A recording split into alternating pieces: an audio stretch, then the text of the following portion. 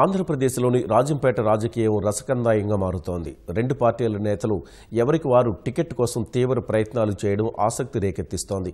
ఈ నెల 31న వైకాపాలోకి చేరడానికి మేడా మల్లికార్జున రెడ్డి హైదరాబాద్ బయలుదేరి వెళ్లనుండగా ఆయనకు టికెట్ ఇవ్వొద్దని ఆకే పార్టీ వర్గం ఇప్పటికే జగన్ వద్ద మొరపెట్టుకుంది.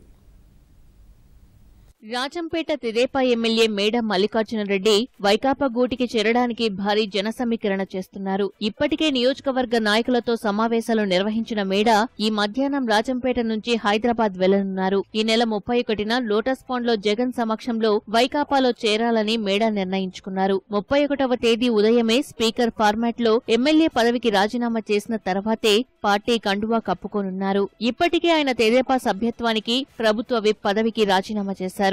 మేడాతో పాటు ఆయన వెంట వచ్చే తెదేపా ముఖ్య నాయకులు కొందరు ఎంపీపీ, ఎంపీటీసీ పదవులు, పార్టీ పదవులకు రాజీనామా చేస్తారని సమాచారం. అయితే మేడా మల్లికార్జున రెడ్డి తండ్రి మేడా రామకృష్ణారెడ్డి టీటీదే సభ్యుడిగా ఉన్నారు. టీటీదే సభ్యత్వానికి రాజీనామా చేయడంపై ఎలాంటి నిర్ణయం తీసుకోలేదని మేడా తెలిపారు. మేడా పార్టీలోకి చేరడానికి 24 గంటల సమయం మాత్రమే ఉండటంతో రాజంపేట మాజీ ఎమ్మెల్యే వైకాపా నేత ఆకేపాటి అమర్నాథ్ రెడ్డి మనస్తాపంతో ఉన్నారు. తనకు టికెట్ వస్తుందో రాదోననే మీమాంసలో ఉన్నారు. మంగళవారం 6 మండలాలకు చెందిన ఆకేపాటి వర్గం నాయకులు లోటస్ పాండ్ కు వెళ్లి జగన్ ను కలిశారు. ఆకేపాటికే టికెట్ ఇవ్వాలని కోరినట్లు సమాచారం. అయితే పార్టీ కోసం అంతా కలిసి పనిచేయాలని సూచించినట్లు తెలిసింది.